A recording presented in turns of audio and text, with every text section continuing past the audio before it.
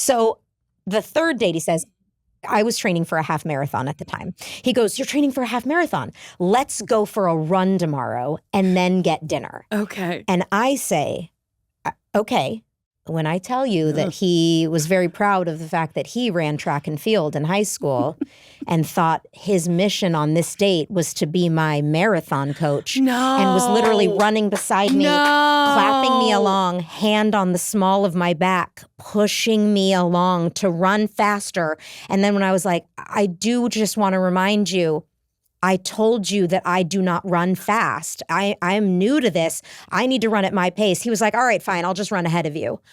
And then did. Then just ran ahead of me, would then stop, turn around, jog in place, wait for me to catch up to him, hand on the small of my back occasionally. Finish our run. We're going to go get sushi. And he stops and says, some of my friends are nearby at a bar. Do you want to stop in and say hi? Why? No. I didn't. No. But I did. Oh. And they were all wasted. One of them was shirtless.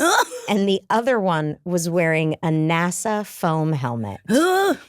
I said hello and tried to be as polite as possible. I'm like, can we please just go get sushi?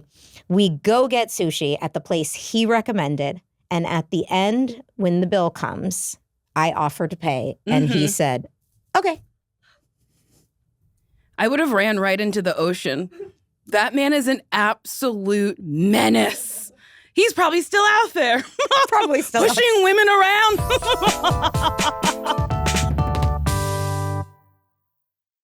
Okay, if you know Roy Wood Jr. from The Daily Show or caught the episode of this podcast when he was a guest, you already know he has such a sharp, funny way of looking at the world. He's put all of that into a new memoir called The Man of Many Fathers. It's a memoir about fatherhood, told through the lens of Roy losing his own dad when he was 16. He ended up finding father figures in some pretty unexpected places, like from a man in Philly rebuilding his life after prison, or fellow comedians like Trevor Noah. The book is full of these really funny stories like how to channel your anger and the golden rule of how not to get caught snitching. It's essentially about how raising a good son means paying attention to the mentors who showed up for you. Roy has reached millions of people from headlining the White House Correspondents' Dinner to his new Hulu special, Lonely Flowers, which is very funny, and he brings the same sharp wit and wisdom to this book. It is written and read by Roy, so you get his perfect delivery throughout. Pick up The Man of Many Fathers, written and read by Roy Wood Jr., wherever books and audiobooks are sold.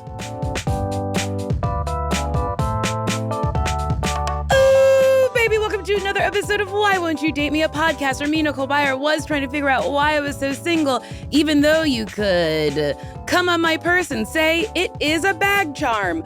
My guest is an incredible actor, director, and producer. You know and love her as Topanga Lawrence from the iconic show Boy Meets World and Girl Meets World. She hosts the new pop culture podcast Teen Beat, which I've guested on, and I'm so excited she's here. It's Danielle Fishel! Wait, did I say her last name right? You did. Oh, you thank did. God. Woo! I no usually need to pick that up. I usually ask before I say it. Yeah, you did. And then it right. It was happening. You just knew it. You knew it intuitively. I knew it. Mm-hmm. Danielle, I have some questions. Okay. You're a married woman. I am. I'm a married woman. How did you meet your partner? Like all partners, we went to high school together. Yes. Now, that's how we first met. So we met in 1995 at high school, and we were acquaintances. My husband did the morning announcements. So everyone knew him because everyone heard his voice every day. And he was a very funny guy, and so everyone knew who he was. And then a lot of people knew who I was because I was on TV. I was on Boy Meets World. So we were two people that were popular but different. Yes. But so therefore, you know each other. And then he graduated 2 years before I did. And we would run into each other at different events, whether they were no longer school events, but like once I had graduated high school and we'd run into each other at clubs, or he then went into the entertainment industry. So we'd bump into each other at like, Sirius Radio in New York. And so we just kind of were in and out of each other's lives as at best friends and at least acquaintances. And then when did you like officially get together? How long after high school?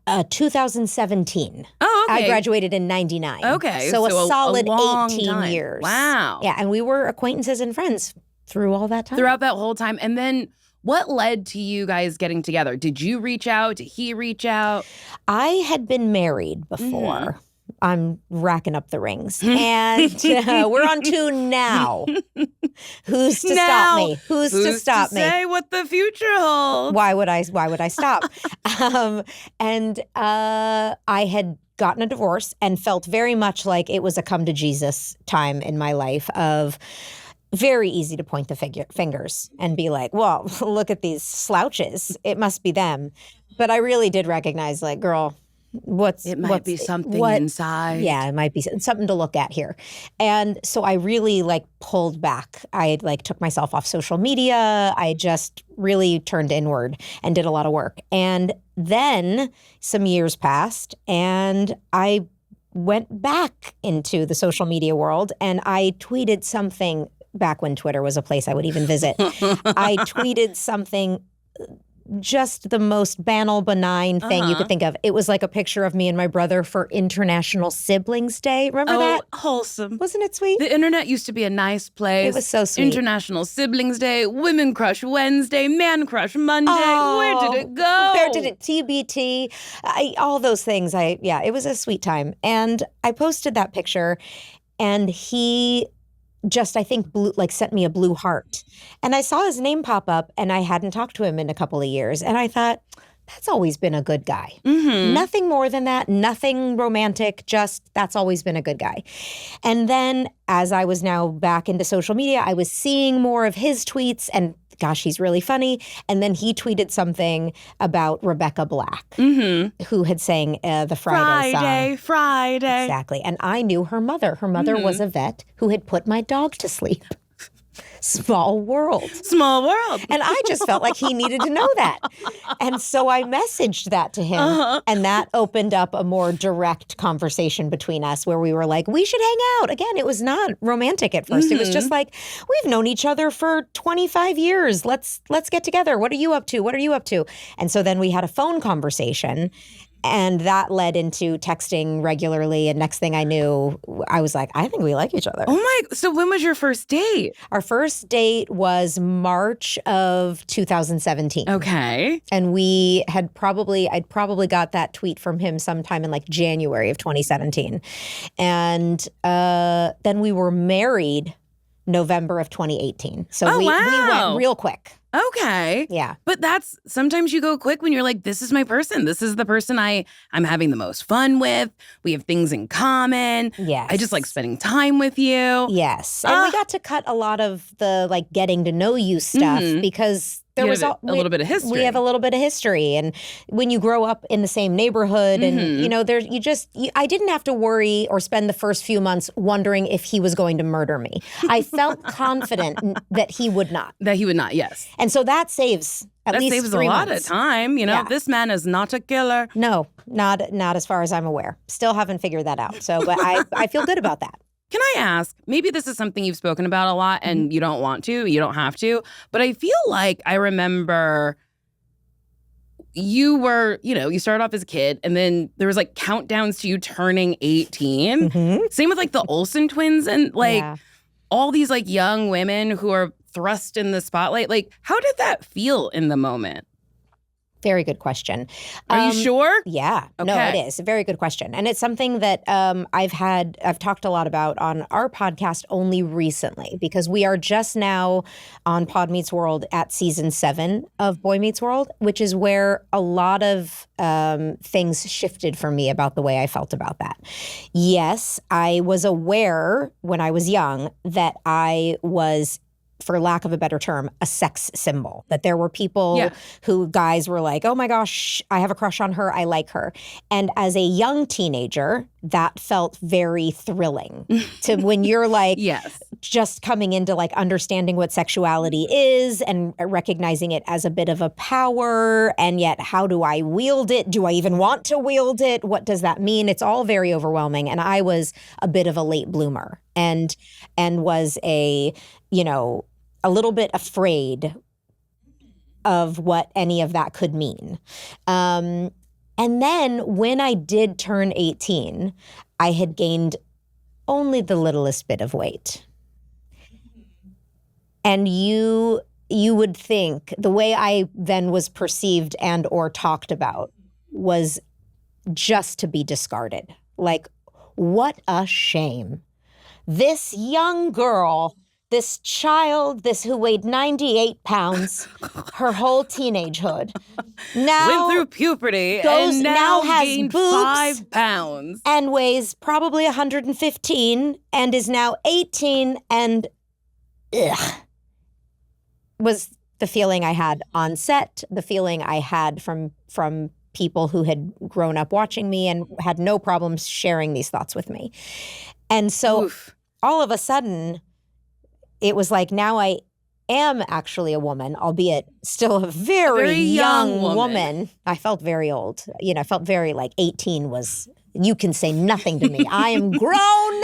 But now, of course, we look at 18-year-olds and we're like, still children. I want to hug you. Absolute children. Swaddle you and just give you a hug. And so then it became difficult because I didn't realize how much of my self-worth had been tied up in the idea that people found me attractive. And then when people no longer found me attractive, I felt bad about myself. Oof. That fucking sucks. It sucks. Oh my God. I empathize. I have no idea what that feels like, but I can truly empathize with that. Like, just to wake up one day and have the world be like, yuck. We don't like it. Boo. Ugh, what an actual nightmare. How did you figure out how to keep a good head on your shoulders and pull yourself out of that? It took 10 years. It was truly some of the roughest years of my life, from 18 to 26, 27 years old. Like a lot of depression and I'm not saying I had depression, but like something like that, where it can be a self-perpetuating cycle where I don't feel good about myself, so therefore I don't take care of myself. Well, not taking care of myself is making me not feel good about myself. And that kind of cycle existed for a lot of years. And it wasn't then until I decided, hey, you know what? I don't think I need this business anymore. I don't think I need that anymore. I think what I really need is to find something else that brings me joy and that I love. And when I decided to go back to school and study psychology, that's when I all of a sudden just felt very much like I'm in control of my life. But I had felt like I'd really handed over all the power to other people. I mean, you say felt, but maybe you did. I had. Because you were a child, and then you have a bunch of adults telling you what to do. And as a kid, you're like, well, surely these adults mean well and have my best interest at heart. And it's like, actually, maybe they didn't. Correct. Because they really could have protected you a little bit. Yeah. Also, it's like, adults are in charge of publications that would put shit out about me. And it's like, what are we doing? Yes. It's so wild. It was a rough time, the late 90s, early aughts. And, honestly, we're getting back there. It's shocking how so many of the images and things I see of people in the public eye are bring me back to that time of oh gosh, that's right. Where that feeling of everyone weighs 94 pounds.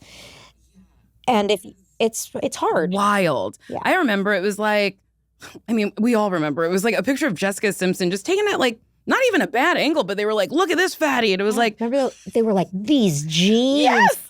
It's wait, what? What are we doing? And I've always been fat. So I was well, if she's fat, oh my God. I'm the Loch Ness Monster. This is wild. There was a time that I remember, we did an episode on the show called "She's Having Her Baby Back Ribs," and it was about me being fat. And I was a size 4. I was literally the jeans that they have me zipping up, pretending that I can't zip up because they were my husband's or my boyfriend's on the show. I remember being they're a size 4, and I remember thinking, before I started thinking, they're right, I'm gross, I do remember thinking, if my size 4 body is being talked about this way, what is that saying to everyone else who a size 4 is the dream? So I was at least at some point capable like a little of conscious of like, this is crazy. Actually really wild doesn't make sense. Exactly. That's like in the Sex and the City movie where Samantha comes and they have her in jeans that are slightly too small and they're like, damn. And it's like, well, she's still very thin.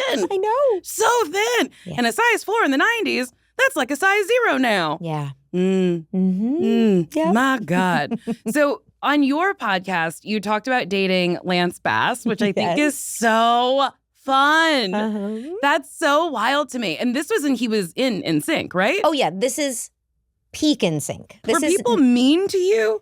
Like being like, that's my boyfriend, or people loved it? Fans. Yes. Fans there were some fans that were very much like, what? Not her. And then, terrible things about me written on message boards and all that. But there were also quite a few people who were like, oh my gosh, I love her and I love him.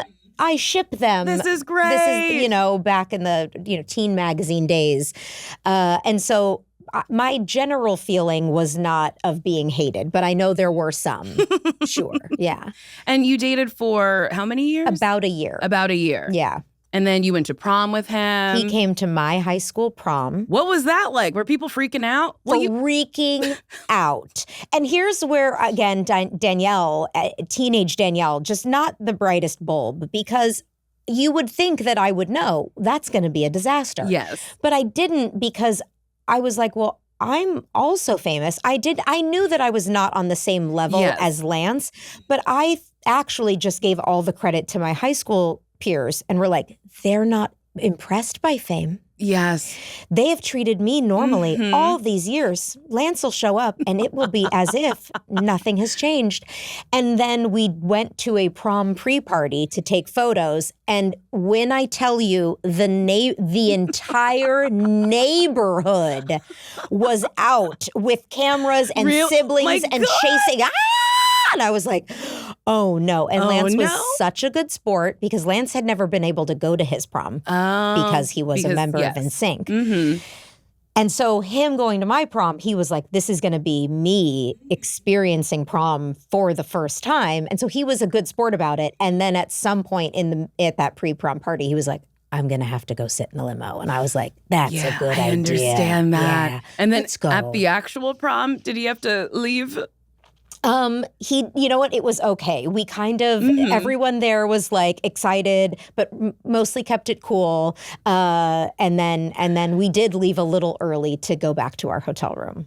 I think it's genuinely so funny that you were like, this will go normally. Totally, this will be fine. I'm on television. They treat me normally. Listen. But it's like they see you every day. Correct. They're used to you. Every single day. Also, Danielle, Boy Meets World, NSYNC, it was a little different, Sure, but still, I really didn't think much about it. Boy Meets World was huge. It was such a huge show. I watched it growing up, Yeah. And you've dated co-stars. Yes? I did. I dated one Mr. Matthew Lawrence who was on the show with me, yes. And then you went on one date with Ben Savage. And then you guys were like, no, thank you. This actually didn't work out. That was such, again, another wonderful, totally innocent teenager. We were like 14, maybe 15. So what is a date, really, if not just going to dinner? And I don't remember where we went, but it was probably a taco place, like just right near the studio. And it really was the most casual, looking at each other going, we do kiss all day, like anyway, at work. They're paying us. And we do laugh, we laugh a lot. What do we? Do we like each other? That's really funny. That was literally all it was. We kiss. We kiss already. We get along. All day. Maybe this would be convenient. Date in real life. This would be convenient. But that's like the true testament to chemistry. It's like, so we had chemistry on camera when we're doing our job, but off camera, Oh, wow. Yeah. You're a nice friend. It was.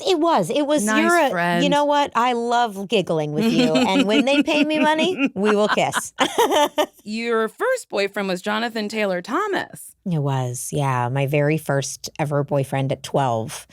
and he was on the home improvement set directly next door to us. So that was another very convenient romance. I love that you're dating just in a proximity of things. You're like, this person's close to me. I don't know. When you're 13 and you have a full-time job and full-time school, guess what? It's going to be either someone in your class or someone on your set. It's going to be one of those two places. It's got to be convenient. Yeah, there's nowhere else. Like, there's no cars to drive. You're just with your parents or with this group of people. But Jonathan was very special because Jonathan's the first person I really remember being like, oh, no, I get it. I have a crush on someone, like butterflies and nervous, and just loved him to death. Oh, I love that. I think that's really sweet. Love him still to this day. I love that you're still in touch. I love that you still talk. Like, that's just so sweet to me. When I first moved to LA, I went to a house party and he was there. Yeah. And I just like looked at him and I was like, don't be weird. And I was like, then I have to go. Because I was like, the Lion King's right there. There he is. There he is. And he's one of those people that I wish everyone had the opportunity to know because he is better than you would think. Like, I love that. Even if you think he's got to be amazing, he's better than that. He's so smart. His sense of humor is killer. And he's just a genuinely good dude, cares a lot about animals, cares a lot about the environment, reads. I can't say enough good things. Just a good person. A good person. Ah, that makes me so happy. Yeah. Real quick, we got to take a break.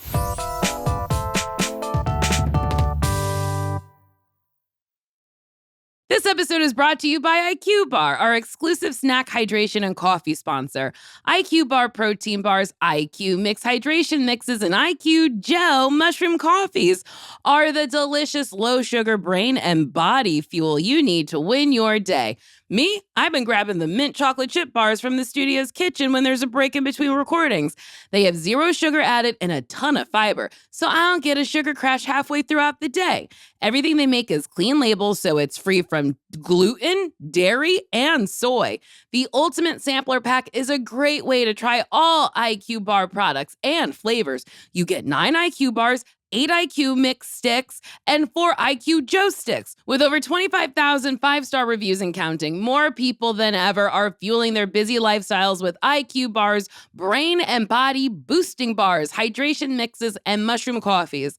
Their Ultimate Sampler Pack includes all 3. And right now, IQ Bar is offering my special podcast listeners 20% off all IQ Bar products, including the Ultimate Sampler Pack, plus free shipping. To get your 20% off, text DATE to 64,000. Text DATE to 64,000. That's DATE to 64,000.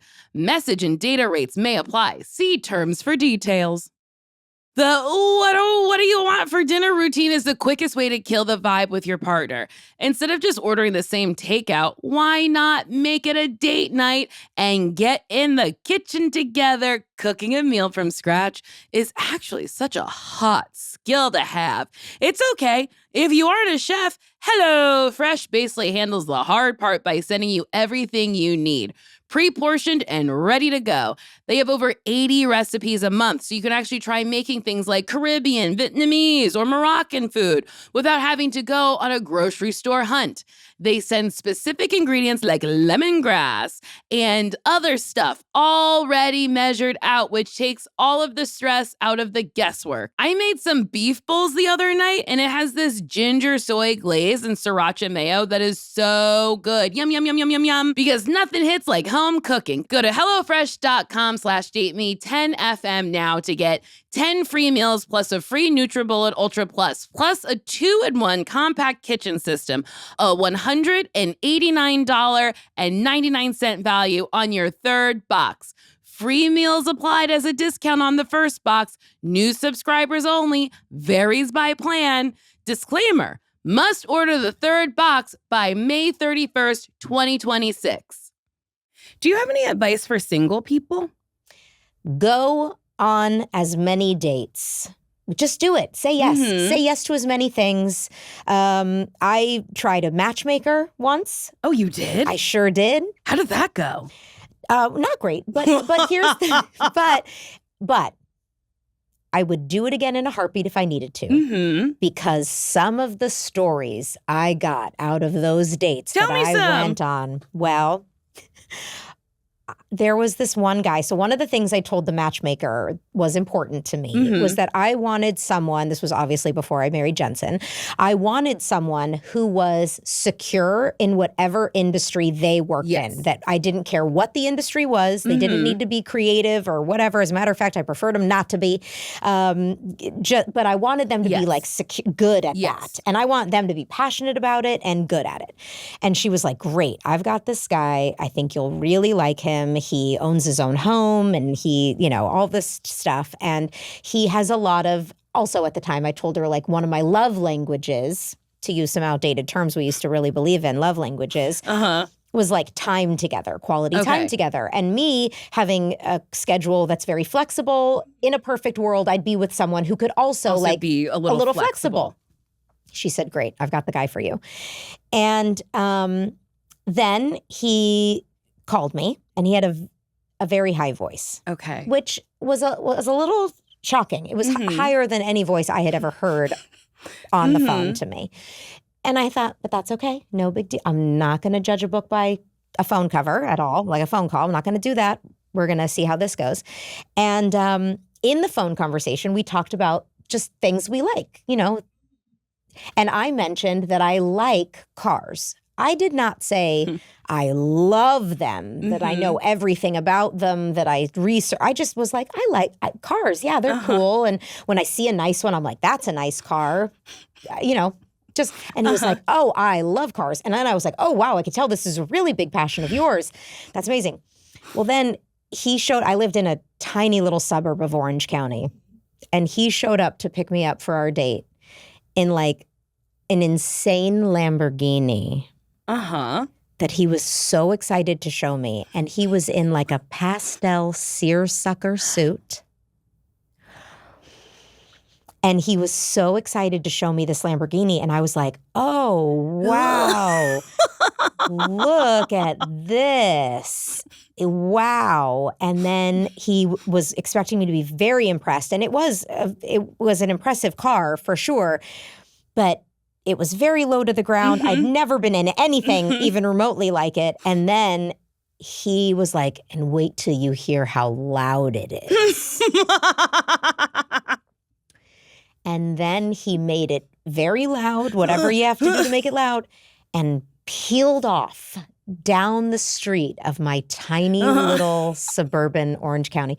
And there were like moms and dads and little kids that have seen me for years living here, have seen me also just go through a divorce, and now see me get in this Lamborghini like, with the pastel. She's having a midlife crisis. And and I was just like this, like, oh my God. And then we went on the date and he wouldn't stop talking about the fucking car. He talked about the car the whole night. And then he was all excited again to make it loud on the way home.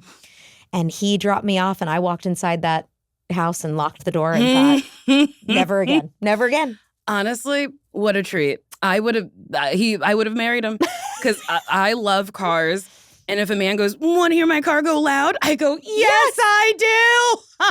Oh, man. I wonder if he's still single. That's so funny. Yeah, it was Wait, do you have another date from the matchmaker that you want to tell me? Yeah, I do have another one. I went on a date with a guy. We went to just have coffee. I learned from the last one, full dinner dates just in the Lamborghini. Let's meet for coffee. And so we went and met for coffee, and he asked me a question about myself. I don't remember what it was, but I started to answer. And then he immediately interrupted my answer and started talking to me about him.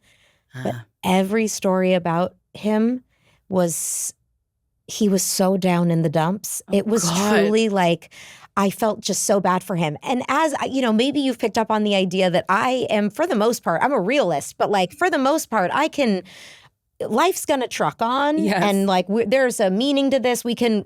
Everything he said was like, well, I wanted to, but then I got fired from my job. And I was like, oh, wow, I'm really sorry. How long had you been there? It was just, I've been there for 7 years. I really thought we were a family, and then they just let me go. And it was really, honestly, it was very devastating. I was like, wow, I'm really sorry. He's like, yeah, well, so what do you think about, he'd ask me another question. I'd start to answer it, and he'd go, yeah, well, for me.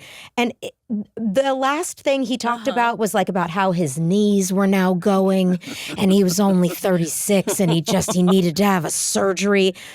And I was like, well, Thank you for this. Good luck. You with wanted that. coffee because you needed a pick me up. Yeah. and we didn't get it done. So you're going to have to figure out them knees by yourself. I also went on a date with a guy from my dad's work. Mm-hmm. And this turned into a 3-day date. Wait. Oh. Okay. 3 separate days. No spending the nights. Okay. But just 3 separate dates in a row. Mm-hmm. You had a question, though. Well, did your dad set you up, or was this through the matchmaker? My mom set me up. Okay. So how do you go on a 3-day date with breaks in between the days? I'll tell you. So my mom had seen this guy at my dad's company at the company parties, and she was like, this guy's a babe. And so she had told me, there's this babe at your dad's office, and I want to set you up with him. And I was like, okay, I'm in. I'm interested in this. So she gave me his number, and then we talked on the phone. Great. Good phone conversation. Even texted a little bit. Great text conversation. My mom goes, so when it's not super awkward, why don't you we're going to have a barbecue. Okay. Why don't you just invite him over to our house for a barbecue where he can have other people to talk to? It's not just you face to face with the hottie guy from your dad's office. And I'm like, that's a good idea. Now, is it also going to be awkward for him that my dad, who is the president of the company, that now he's coming to my dad's house? Like, maybe that will be weird. So I don't know, but I'll leave it up to him. So I leave it up to him. We're having this barbecue, and he goes, I would love that, but I would actually just like to take you to dinner first without that being the first time. And I go, I love that. Great. So we go to dinner, but I meet him at his house, and I walk in, and he goes, well, let me give you the tour. Great. And he gives me the tour. But part of the tour really did include him saying, this is where the magic happens. Like he's on an episode of Cribs. That's wild. It was real. And I was like, oh, that's icky. I mean, that's going to give me the ick. Yeah. But okay, we're just starting this dinner date. Then we get in the car, and he says, I've got to tell you, I'm really looking forward to going to dinner because I need a drink. And I was like, oh, why? And he was like, I am so nervous. I'm so nervous right now. Why are you so nervous? He's like, I mean, I'm just nervous. I don't know. You're so beautiful, very sweet. And I'm like, well, okay, well, that's nice. Thank you. We get to the restaurant. He sits down. They have not even given us menus. And he's like, can someone bring me a drink menu? I'm like, oh, gosh. And he's like, I'm just so nervous. And I'm like, I know. We did go over that. And he's like, yeah, I'm so nervous. He orders a drink. I order a glass of wine. This was before I stopped drinking, but I order a glass of wine. And then he goes, I have a confession to make. I go, what? And he goes, I told a bunch of my friends we were going to be here, and I told them to come, but to not act like they knew I was going to be here. And so if a bunch of my friends walk up and will you just, I'm going to pretend that they don't know that, but I told them that I was going to be here. I was just so nervous. That I thought maybe I would want to have like somebody else to talk to. And I go, somebody else to talk to? Yeah. At dinner? And I go, oh, okay. Within 15 minutes, about 4 people wander up, pretend to be shocked that we're there. He pretends, even he should have just been like, I told her. No, we all pretend. This is the most fucked up acting exercise. I'm like, oh, so strange that you, well, hey, nice to meet you. Then it's time to order our meal. And I'm like ravenous. And I go, I'm looking at steaks. And he says, I'm just going to eat a dinner salad. I'm too nervous to eat. And at this point, I'm like, sir, we have been on this date for like 45 minutes to an hour. I'm hungry. I'm not going to change my order because you're just eating a dinner salad. But 4 times to tell me that you're very nervous is too many times. Yes. I'm starting to be like, do you need to go? Yeah. Should Do you we want to even get be out here? of Yeah. Should we here? leave? Anyway, he eats his dinner salad. I eat my steak. And then he's like, should we go for a walk? And I'm like, I guess. I just, at this point, I'm just ready for the date to be over. But also realize the next day's this barbecue. Oh, no. He's already coming over. I couldn't get the first date not being good. So I just decide I'm going to chalk it up to nerves. Yes. And maybe tomorrow in the afternoon, in the be a light of normal day, he'll be a person. normal person. And it was a little better, although he just mostly ignored me and hung out with my dad all day at the grill, at the meal, in the kitchen, just followed my dad around. And my mom and I were like, I don't know where this is going. But then a third day of this happened. So I have a very high tolerance for bullshit. I said, okay. The first 2 experiences were rough. He was very nervous about the single date. He was nervous around my dad. Maybe he just followed my dad around because he was too nervous to sit and talk to me in front of my dad, cutting him some slack. So the third date, he says, I was training for a half marathon at the time. He goes, you're training for a half marathon. Let's go for a run tomorrow and then get dinner. Okay. And I say, okay, but I need you to know, 1, I'm a treadmill runner. I don't run outside a lot. It's cold. It's hard to breathe. Yeah. I'm not sure this is going to be hot for a date. And also, I run slow. I'm talking like 4.5 miles an hour, 5 miles an hour max. And he's like, that's no problem. Not a problem at all. You run at your pace. Great. And I'm like, okay, sure. Let's go for a run. We meet at the beach and we go for a run. Oh, no. And when I tell you that he was very proud of the fact that he ran track and field in high school and thought his mission on this date was to be my marathon coach and was literally running beside me, clapping me along, hand on the small of my back, pushing me along to run faster. And then when I was like, I do just want to remind you, I told you that I do not run fast. I'm new to this. I need to run at my pace. He was like, all right, fine, I'll just run ahead of you. And then just ran ahead of me, would then stop, turn around, jog in place, wait for me to catch up to him, hand on the small of my back occasionally, and then just run up ahead. And then we finish our run. We're going to go get sushi. And he stops and says, some of my friends are nearby at a bar. Do you want to stop in and say hi? Why? No. I didn't. No. But I did. Oh. And they were all wasted. One of them was shirtless. And the other one was wearing a NASA foam helmet. He then had a couple of drinks with them. I said hello and tried to be as polite as possible. By the way, I am flushed as hell. I am not cute after running.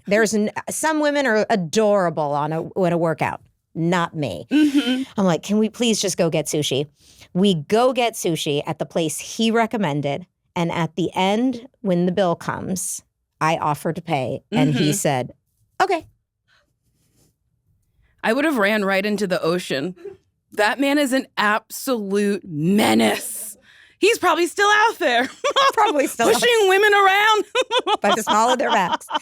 And when then he reached out to me about a 4th date, I said, I was not honest. Oh, okay. I said, I think maybe this was too soon for me to date because I had just gotten out of a relationship maybe a few months before. And so I said, I really think this experience taught me that maybe I'm just not ready to be in a new relationship. And so you're great, really nice, liked you a lot. But it's just, I don't think this is for me right now. And he wrote me back and said, well, we both know that's not true. If you don't like me, you can just say you don't like me. And I was like, okay. What a nightmare. What a nightmare. Bye. What a nightmare of a human. It's the worst 3-day date anyone's ever had. Danielle, this man was so poorly behaved and then was like, hey, If you didn't like the way I was behaving, tell me. Exactly. And I was like, if someone tries to, even if he knew that was a lie, that the truth was I just didn't like him, why do you then just accept that? Say, you know what? She's trying to be nice. She's trying to be nice. I'm just going to let her off the hook. No, couldn't do it. I wonder where he is now. I don't know. I should find him on Facebook. You should. I really would love an update. I need to know if he's making some lady's life miserable. Miserable. We have to take one more break. This podcast is brought to you by Squarespace. They're the all-in-one website platform that basically does everything for you so you can finally stand out online.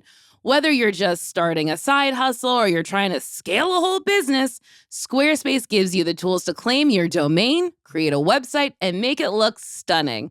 I have a few friends who finally set up their personal website with Squarespace. They actually noticed their bookings go up just because they had a page that was way more functional than a link in bio type site. You don't have to be a tech genius to do any of this.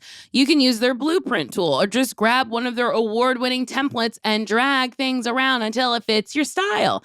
And if you're out here offering services like consultations or coaching or events, you can handle that entire side of the business in one spot. You can send invoices that match your brand and even set up appointment scheduling. It'll make your life so much easier. Ready to make your website? Go to squarespace.com/dateme for a free trial. And when you're ready to launch, use offer code DATEME to save 10% off your first purchase of a website or domain. This episode is sponsored by Betterhelp. Let's talk about money for a second. Dating someone who makes way more or way less than you can be incredibly awkward. You feel that weird tension the second the check hits the table, and suddenly you're doing mental math on how it should be split. It's a massive stressor, and it turns out 88% of us have started the year feeling financial stress. Money stress doesn't just go away. It leads to anxiety and sleep disruption. It's one of the biggest reasons couples fight.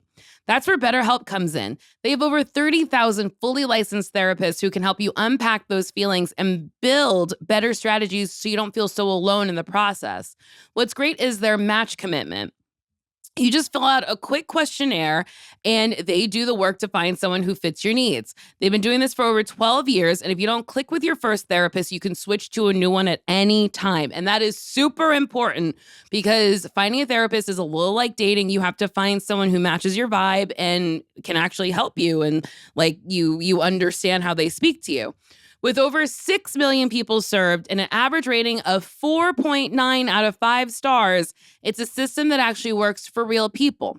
When life feels overwhelming, therapy can help. Sign up and get 10% off at betterhelp.com/dateme. That's betterhelp.com/dateme. So me and my friends love to take trips together.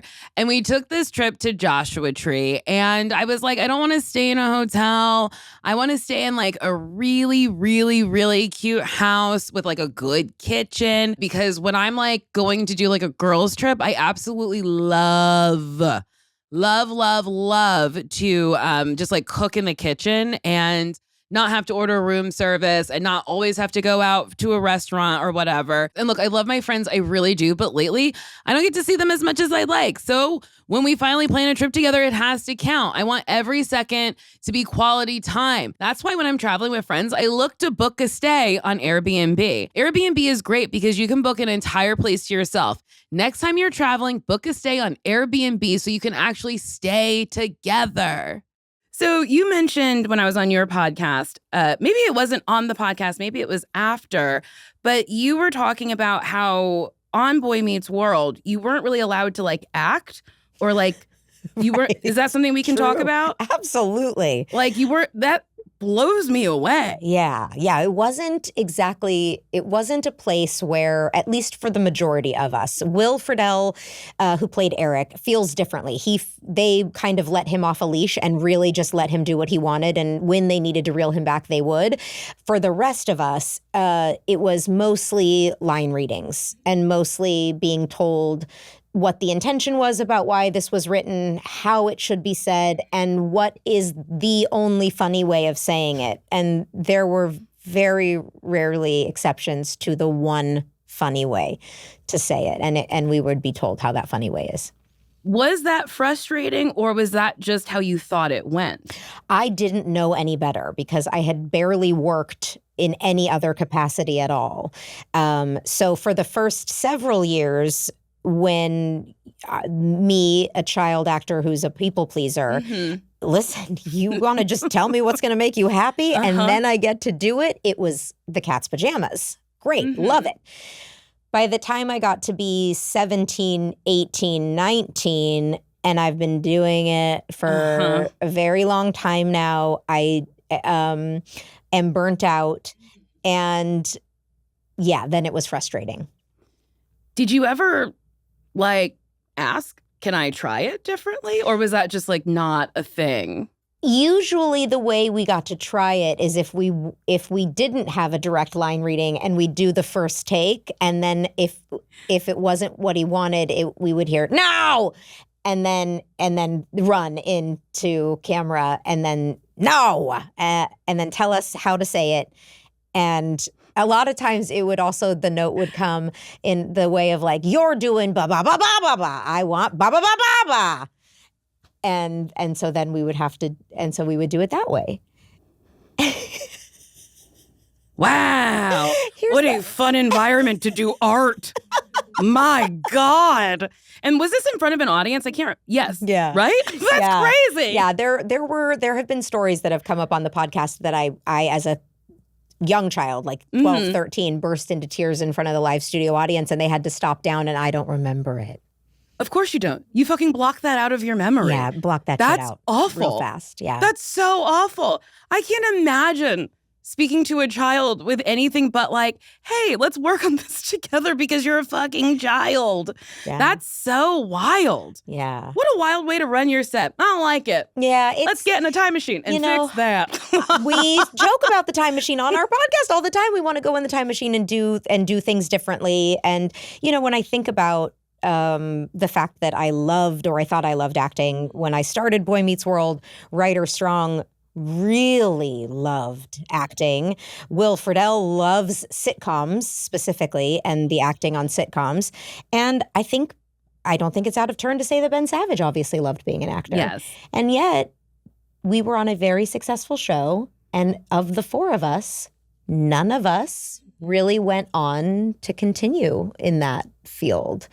And I think, our showrunner would have a million reasons for why he did the things that he did, and there would be justifications and all of that. And I give him credit where credit is due. There were a lot of things where he was right. Yes. There were a lot of times he'd be like, what you just did isn't as funny as this. And then he'd be right. I would do it that way and it would be funnier. But there's a different way to deliver a message. Agreed.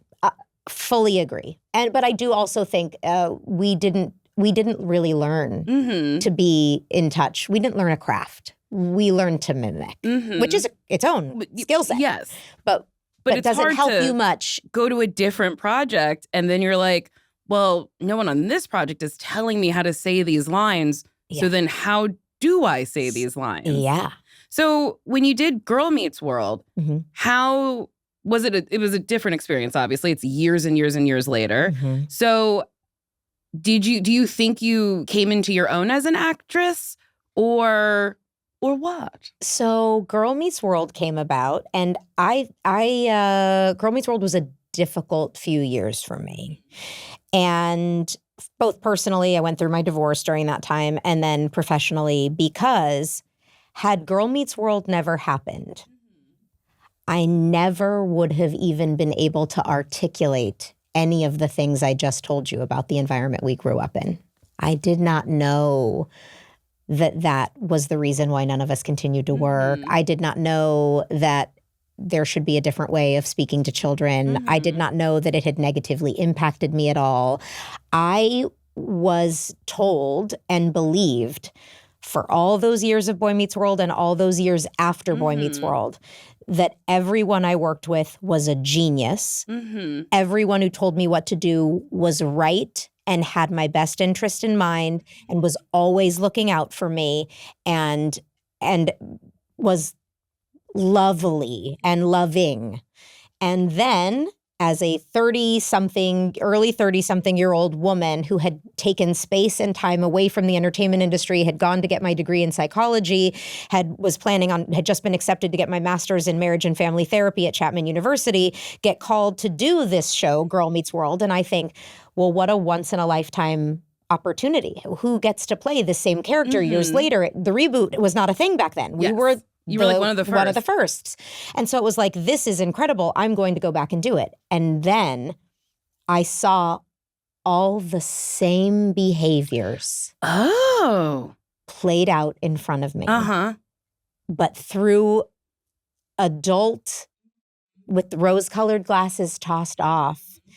And I started saying, but wait, what are you doing? But wait, I will not let you talk to me like that. And but wait, I will not let you talk to them like that. And I was aggressively shunned. And was talked about behind my back, and was called self-righteous, and was people who came to visit were told that I had gone crazy, and that because I was no longer the little girl who wanted to just puppy dog eye him all the time. That sucks. So I'm sorry. It was a really hard and painful 3 years. I'm very, very sorry that you went through that. And I feel like when women advocate for themselves, they're seen as a bitch or difficult or saying she went crazy, which is an unhinged thing. Like, just because you're like, I don't like the way this is working, someone can't go, let me take a step back and understand why you don't like it. Yeah. I'm really sorry that you went through that. That sucks. That's so fucking shitty. Thank you. It was shitty. And I don't, there were lots of shitty things about that experience. But on the other hand, I'm incredibly grateful for the veil that it lifted for me, because it really did help me, even in my own personal life during that time then personally with getting a divorce and me having all that self-reflection time. It was also a time for me to be like, hey, you know what else I don't think I've ever established for myself? Boundaries. What are those? Yeah. And like, how do I make those? And that show was my first experience really advocating for myself and speaking up for myself and saying, I might ruffle feathers, but if I don't say this, I will feel bad about myself later. And I can't do that. I can't allow myself to be dishonest with myself. So lots of good things to, rough experiences, but grateful to have them. And the shittiest part is you probably made the experience better for other people on the set, but it was at your expense. That's correct. And you know what? I would do that over and over again. I have no problem with that. I think that's one of my strong suits is like, oh, I can take it. I got it. Go ahead. Dish me your worst. We'll be okay. I can take it. I can take it. But if it spares the shrapnel from other people, especially when you're talking about kids, give me the best shot you got. Go for it. Well, Danielle, we have come to the end. No. I've had so much fun. You are truly a treat. This has been delightful. So are you. I really love being around you. We should do this just for fun and not for recording. Be my friend. Let's do it. I'll date you. Oh, that was my next question. I almost ate this microphone. But that was my next question. Would you date me? Hell yes. I didn't even have to ask. Hell yes. Oh, you are what a fantastic. Dream. You're a dream. Oh, thank you. Do you have anything you want to promote? I am going to be hosting the video companion podcast for American Idol. Oh, wait, that's so fun. Starting March 30th. Every Monday, I will be at the live taping, and then I'll get to interview the people who get let go. Oh. And those episodes will be airing everywhere you get podcasts and available on Hulu on Wednesdays, the Wednesday after American Idol. That's exciting. I love that. Ooh. I wonder if they'll be so sad. Anyway. They will be. But you know what? Here's the thing. That's where my mind immediately goes. I was like, oh no, their dreams are crushed. But are they? Or did No. they just have the biggest platform of their Danielle, life to show you their are talent that absolutely they right. can now spin into the next phase of their life? That's a nice reframe. And you know what? I'm going to have a wheel of fun so that when they walk off, the first thing they're going to do is spin a wheel. They're going to win something. That's nice. They're gonna. You just lost American Idol? And you No get to problem. win You're going to something win else. something. It might be some shit from my house. It might be a quiz It might start. be some Who knows? shit I'm gonna from my I'm going house. to bring a random piece of shit from my house. It's going to go up on that board. You want a sock? Yeah, no, maybe not that shitty. I'm going to find something a little less shitty than that. But listen, I want to just show you how quickly you can have something turn around. Oh, that's really sweet. I love that. And then you also have Teen Beat. I sure do. Teen Beat the podcast, Pod Meets World. Book Meets World is coming out in November. We're going to have a coffee table book. That's coming out in November, but the book is available for pre-order now. And Dancing with the Stars. You And tour Dancing with the them. Stars. Yeah, in April. I will be back for a few dates. I'll be in Texas, Kansas City, and Denver. Oh, no. I was there. It's either Kansas City or Oklahoma City has a place where I had the best chicken I've ever had in my whole Really? life. I'll have to look it up. I can't remember if it's Kansas City or... If it's Kansas City, I'm going to need you to tell me where that is. Okay. Note to self. Okay. Okay. I'm losing my mind. If you like this episode of Why Won't You Date Me, you can like it, you can rate it, you can subscribe, you can give me 5 stars on Apple Podcasts. And if you write me something nasty hitting on me to whywontyoudatemepodcast@gmail.com, I will read it. Keep it short. This person writes, "Hi, Nicole. I want to have you over for a relaxing and sensual evening watching My Cousin Vinny. As we start Netflix and chilling and things get hot and heavy while I eat your pussy, you start to come so hard that the laws of physics, time, and space are defied. Suddenly, Joe Pesci emerges out of the TV during the middle of the movie and joins us in a threesome. He asks, 'How wet is your pussy? Regular, creamy, or al dente?'" You willingly read these, It huh? is a line from My Cousin Vinny. Oh, okay. So this person really got me good. Wow. That is so, he's talking about grits. He goes, "You like them regular, creamy, or al dente?" I like mine creamy. Anyway, then he disappears again. We both come again just from the shock and enjoy the rest of the movie. The end. Honestly, thank you. I loved it. Did you like it? Didn't seem like you did. No, that's not for me. No, this is not for me. Seemed like you really hated it. Yeah, no, I'd like to remove myself from this situation real quick. Goodbye. That was a HeadGum podcast. Tell me about your wedding real quick. It was the most magical day, truly. I have to say, we ended this podcast, and then I was like, Fire it up. Sabrina Carpenter was your bridesmaid, which was in my notes, and I meant to ask, and then I forgot, and it came to me after we ended. Yeah. So Sabrina and I met on Girl Meets World. yes. Yeah. She played my daughter's best friend. And Sabrina and I just truly connected on that show and then have remained very close in each other's lives. And yeah, I mean, I really consider Sabrina to be one of my best friends, considering she is nearly 20 years younger than I am. I look up to her and admire her so much and value her input and Is it because she's taller than you?